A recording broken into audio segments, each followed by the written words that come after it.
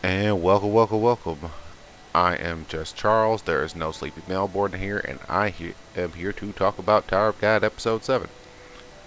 So we're going to start from the top, and we start off with seeing Urek Muzo and Bam continue where they left off, which is we have our other teammates inside of this floor test evacuating and falling back, and like they do try and interact with Urek a bit, but there's not a single thing that they can do because Urek is like, if they're not even on the inside the same solar system in terms of power.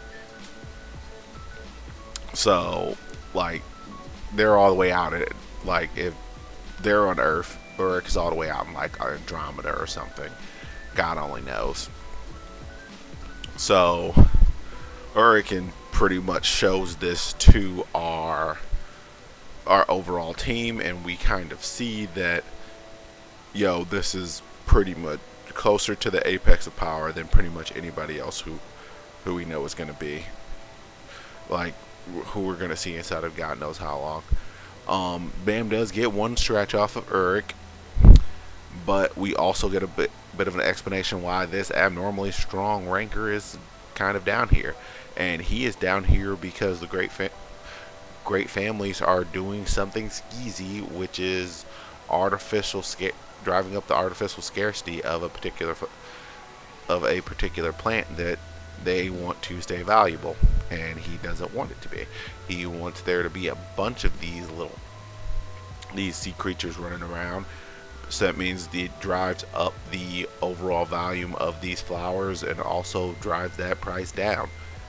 And he pretty much continues to reveal to them, like, hey, the great families were using you guys, which is very, very ironic because, well, Bam is working with Fug and they're helping the great family members getting higher up, or gaining equity and gaining more power, kind of.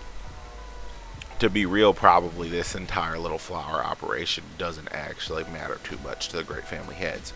This is just something that some members are doing, and they're probably not even all that important. But Urek pretty much shows these random rankers who were being thrown into the meat grinder with him before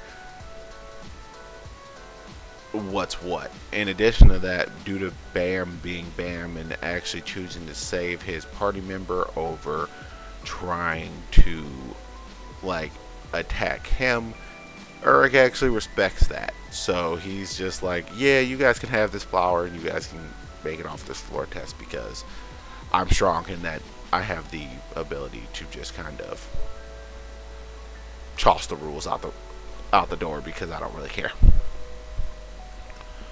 So with that, we see Urek. He styles on the test administrators, and then you have everybody else just like this kind of test just kind of putters out, honestly. So from there we go back and we see Bam's master and we see Emily again, and everyone who is currently within his team is pretty much not necessarily called to question, but they kind of have this come to Jesus moment when it comes to,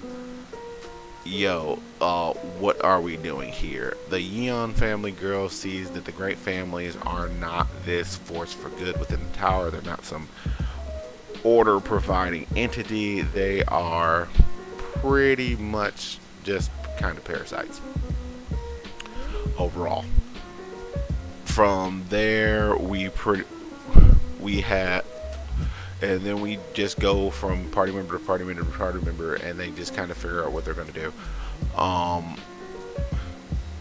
And then another big thing that happens is we see Karaka and Bam's master. They meet and they discuss things. Bam's master is pretty much telling Karaka, who is another Fug Slayer, like, yo, let me handle Bam, stay out the way, I got this. And Karaka's like, no, he is very much for the elimination of jihad, and anything that is not leading to that ends, like Bam having this ultimately not terribly useful team. Like, the only people who really have, like, we have the the Devil Arm guy and the Yan family girl. Those are the only two people with any kind of real potential inside of this case. So, what are we doing wasting our time with this party and letting Bam have this party? And so, we should be forcing him to run with stronger people. And Bam's master is like, no, we want him to actually have friends because A, they push him forward. B, it gives us more tools to hold over him if he starts, fighting off the leash. But Karaka decides to pretty much put Bam under observation, and if they slip up or if they do anything wrong, he is gonna go and probably try and kill him off.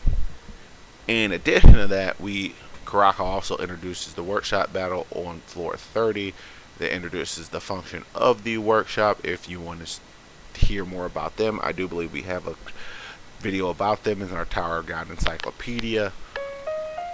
But they're pretty much the entity who makes all the gear for rankers, non-rankers, just pretty much everybody. They're pretty much the premier artificers inside the entire tower. So you want your stuff being made by them. And what the workshop battle is, it pretty much allows you to get one free request from them.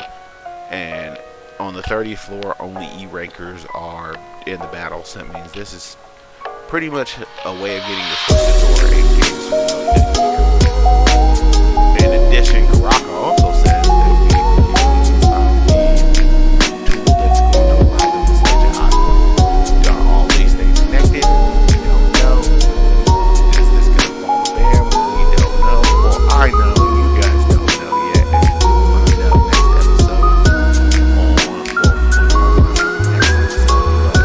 we'll find out next episode. This has been the Irregular So. I'm just Charles. Like, comment, and subscribe. We love you, and bye.